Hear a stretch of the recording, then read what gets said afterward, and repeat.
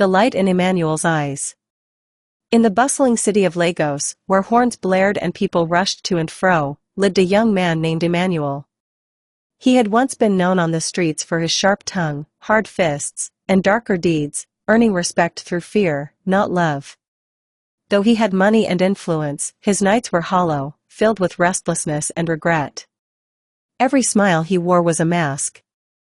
One evening, as he wandered the city's back alleys, he heard music drifting from a nearby church. It wasn't loud or grand, but something about it called to him. He stood outside, listening to the words. "There is joy in the presence of the Lord, peace like a river, hope for the soul." He scoffed but didn't walk away. A woman inside noticed him and came out gently. "Come in, brother," she said. "You don't have to clean up to be welcomed here." Reluctantly, Emmanuel stepped inside. That night, the pastor spoke of salvation, not just as forgiveness, but as the beginning of new life.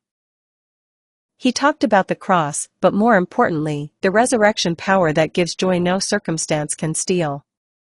Emmanuel felt something crack inside him. For the first time in years, he wept, not from pain, but from release. That night, he gave his life to Christ.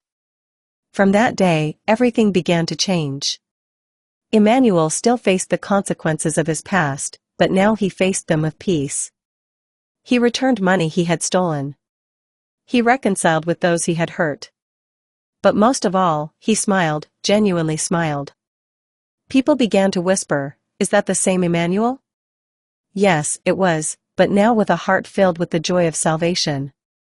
His eyes, once dark and empty, now shone with peace.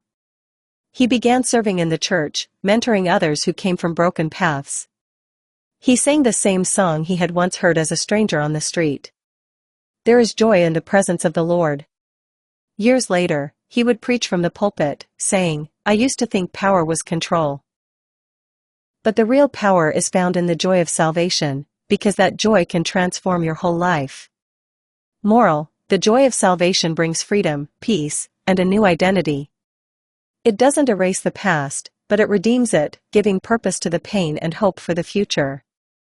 Like, share, follow and comment.